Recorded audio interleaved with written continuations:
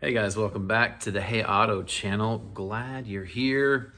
We're going to be talking about some new additions to the collection tonight. I am not a hoarder, okay? I don't care what my wife and daughter say. This is good stuff. I don't keep trash and junk and rotten food. I have good stuff, right? The good stuff that's worth money, maybe? Anyway, I've never done one of these videos before where I talk about stuff that's been added to my collection. So this is probably mostly from the last year. I don't add a lot very often, but I thought I would just share that with you. And before I get into that, thanks so much for the likes, the subscribes, and all the views. It's been really encouraging. This community is great. And hold on one second. Oh yeah, had to reach for it. If you'd like a Hey Auto sticker, just email me or message me and I'll get that out to you. We can do a shop card swap, or if you just want one, I'll send you one. All right, let's get into it. All right, here we go. Sometimes I just have impulse buys, and I would consider this to be one of them. Sometimes I buy built model cars because they're really cool and I like them. So I saw this and I bought it. And so the paint is a little orange peely on the top. I think I'm either gonna sand this down and polish it like color sand polish, or I'm going to remove the body and the hood and clear coat it, because the fenders turned out pretty good, but the body and the hood and the roof are not so great. Plus, if I clear coat it, it'll seal in those decals a little bit better, and it looks like this strip was brush painted. I do have some Parts by Parks real aluminum moon discs, but I thought this was a cool little build. It's got a, sewing pin there with a Moon Eyes, on it there, and I'm gonna get an extra probably moon disc for the. Ooh, snap! I just broke off the headlight, man. Anyway, but they did a nice job. This is a custom deal because I'm pretty sure this kit comes stock. And so it's got the Model A, like the Revell Model A rear dirt track tires. I don't know where they got the moon disc from, but it's got a small block Ford in it, probably from the Revell 32 kits. And there is a fly in here and it's gonna drive me crazy. Golly, get away here and fly. Didn't come around and trying to make a video. Anyway, I really like the Moon Eyes brand, always have. I've got the Moon Eyes dragster that I'm gonna build. So I thought this would be a cool tow rig. And it was, despite the paint being not great, it's a pretty nice build. And once I get the aluminum moon discs on there and, get her polished up, it'll look real good. So that was a built model I built and just busted the headlight off. So I'm gonna put that aside over here, okay? Another thing I picked up recently was this damaged 1/12 scale A.J. Foyt Bose Seal Fast Sheraton Thompson Special.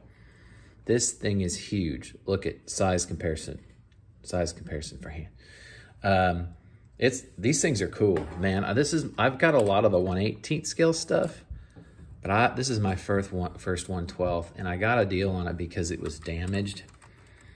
And there were a bunch of parts that had fallen off of it, but nothing had really broken per se. And I got a really smoking deal on it. And then I spent maybe a half an hour gluing all the parts back on, and it's perfect. I mean, the offie is wired. Look at that, just beautiful. These things are really cool. And what a beautiful, gorgeous race car too, by the way. Wow. Just really, really cool. Really happy to have that in my collection. I've been reading a lot. About vintage race cars and vintage racing. All right, up next is the Johan 31 Cadillac V16 Ford Sport Phaeton. This is from the 60s probably, and this box is pristine. I can't get over how nice this box is. Gold Cup Series. Very, very cool. Another thing that I like in here is the Gold Cup by Johan. Super cool. Man, for the 60s, this is a really detailed kit. Very nicely engraved. The chrome is beautiful. I really like big old Cadillacs. This is not going to be a hot rod or custom. This is going to be just a nice 31 Cadillac V16 whenever I get to it. If you're noticing a theme, you're right. Here is an Italeri 33 V16 Phaeton Cadillac. I've never built one of these before. I've never built an Italeri, I don't think. So that'll be interesting. It also looks like a really nice kit. This will also not be a hot rod or custom. It'll just be a nice, big 33 Cadillac shelf model to enjoy. All right, vintage racing now. We've got the Don Edmonds Super Modified and the Curtis Craft Indy Racer Double Kit by Monogram from Circle Track Magazine. I built one of these, well, built this kit with both of these kits when I was a kid and just love them. I still have this one. This is still done. It's like 30, 40 years old now. I think I showed that in an earlier video. Anyway, they're pretty simple, not much to them. I actually robbed some decals for the Model A that I just finished, so yeah, I'm not sure I'm gonna finish. Oh, look at there. I got all the other decals. Well, maybe I might be okay. Might have enough. It's got double decals in it. So the Don Edmonds Super Modified and the Curtis Craft Roger Ward Filter Queen Special from the early 50s. It's really cool. Got a lot of race car stuff. Let's see what's next. Picked up a Grant King sprint car. Again, really cool box art. Grant King. This is the Sheldon Kinzer, Dave McIntyre car, the 20 car. Now, one of the reasons I got this is because of the number 20. A good friend of ours is by the name of Bob Trossel out of Iowa. Always raced the number 20, so I thought about building a Trossel car out of this using the Grant King sprint car. And now that it has the 20, because Bob's number was 20. I don't know if I'm gonna get that done. Not really great at building open wheel cars. That's something I need to experience. By the way, while I'm talking about it, I just finished up this book, Life's Tough on the Circuit, the autobiography of Bob Trossel, our friend. The really cool thing is my dad is mentioned in this book several times, as well as my Uncle Jim. Hey, my dad owned this race car. It was in the Knoxville Hall of Fame, Sprint Car Hall of Fame, and then my dad, the Hall of Fame wanted to change up some of the inventory there, and this car became for sale, and my dad had to have it. So we got that car, and I actually hot lapped that car. And so I'll insert a video of me in my helmet in that race car right here.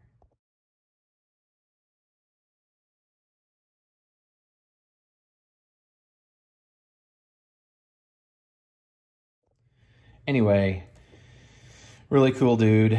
I rode back to Iowa with him one time in his motorhome, and he just told tons of stories. He had an amazing memory. Like, he could remember, hey, Bob, how'd you guys do in the Knoxville Nationals in 1978? Oh, he'd know immediately who finished the top 10, who won the heat race, who won the trophy dash. But this is the car in the Super Modified library. You could convert it to a sprint car by unbolting this cage and putting a sprint car tail on it. So the old 96 car, and driving that car at Manzanita Speedway was one of the funnest things I've ever did in my life. I don't think anything will top that. So that's just a side note, but really good. But by the way, this thing is 400 pages and the print is really small. It seriously could have been 800 pages, but it really interesting. Okay, more vintage racing stuff. We got 62 Chevrolet Dyno Don Nicholson Super Stock. That's gonna be fun. Just gonna build that box stock. 409 dual quad. Just gonna be a real nice box stock build. Yeah, I don't mind box stock builds. They're good for clearing the palette after a really, really intense custom build, because I got that 36 and that 58 Chevy that I'm building as a custom. That's gonna be a good one. Fireball Roberts 57 Ford, number 22. That's a really neat kit. The Revell Motorsports version. Of course, they've issued this 57 Ford several times. The two-door coupe. This is just the NASCAR version, so that's gonna be fun. And got at least one more, maybe two more vintage racing things here. The Revell Motorsports Grand Sport Corvette. This looks like a really nice kit.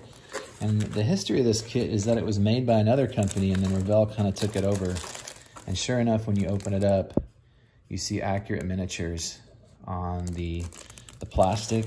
And you can actually get this kit still as an Accurate Miniatures kit. But this is the Revell box, and so that also looks like a really nice kit that I hope to get to build someday. I don't know when I'll be building these things. I just like to have options when I'm building. Next up, we got the modified stock or hauler and truck. This is the AMT old 53 Ford F100 kit with the trailer, the race car trailer. You can also find this trailer in the Diamond in the Rough. Actually, this truck and trailer in the Diamond in the Rough with the old bent up 40 Ford on it. Saw this down at Hobby Lobby and they're having one of their sweet sales. Had to pick her up. I mean, at a minimum, the trailers are good to have in your stash for all the race cars I'll be building, but this 53 Ford comes with a ton of customizing parts too, which is really cool, including Chevrolet fenders, as you can see right there. If you want to put 55, 6, or 7 Chevy fenders on your 53 Ford, those are there. Lots of cool race car livery decals. Just a really great kit. Not sure what I'm going to do with that yet, but I'm sure I'll have an idea sooner or later. And then, let's see what's left here. Oh, yeah, the AMT. Move this. The AMT 29 Ford Woody pickup. I'm going to build a Woody version of this. Built this several times when I was a kid. Love this kit. Gonna build me another one. It's gonna be a Woody, guys. It's gonna be a really cool, probably 50s or 60s hot rod Model A Woody. Really looking forward to that kit. And then my birthday, a few months ago, my mom got me a model kit and I think she did a good job. I've never built this kit. She got me the AMT 60 Chevy pickup with the go-kart in the back. Man, what a neat little truck and what a sweet decal sheet. Yeah, I might build the go-kart first and put it somewhere else, but man, what a cool kit. Let's see, what do I got left here? Oh yes. Okay, last, but certainly not least, the MPC 30. 1927 Lincoln. True Lincoln Roadster. Now, I'm a Cadillac guy all day, but I have a specific reason for having to buy this MPC 27 Lincoln. I bought this to restore something that my dad built that got destroyed a few years ago. So let me show you that real quick. Here is a 27 Lincoln my dad built. And it had a single overhead cam, blown 427 in it, with some Super Street Freak Craggers on it. And I can't turn this over, but if you can read upside down, oh, there's a sticker on there that says 1981 Street Rod Nationals, Columbus, Ohio. Dad got senior second at that model car contest with this kit. This kit has been around my whole life. And, oh, just random pictures in there. Okay. Oh, there's my grandpa's 41 Cadillac. And a couple $2 bills. Anyway, the MPC 27 Lincoln Roadster I bought to restore this poor little Lincoln that took a tumble back to its glory. The paint is actually really nice on it. It's just dusty and been neglected. So I've got all the important parts, and then the parts that broke can be replaced by the MPC kit. So yeah, guys, that's what we got going. So thanks again for coming by the channel and indulging me in my collection.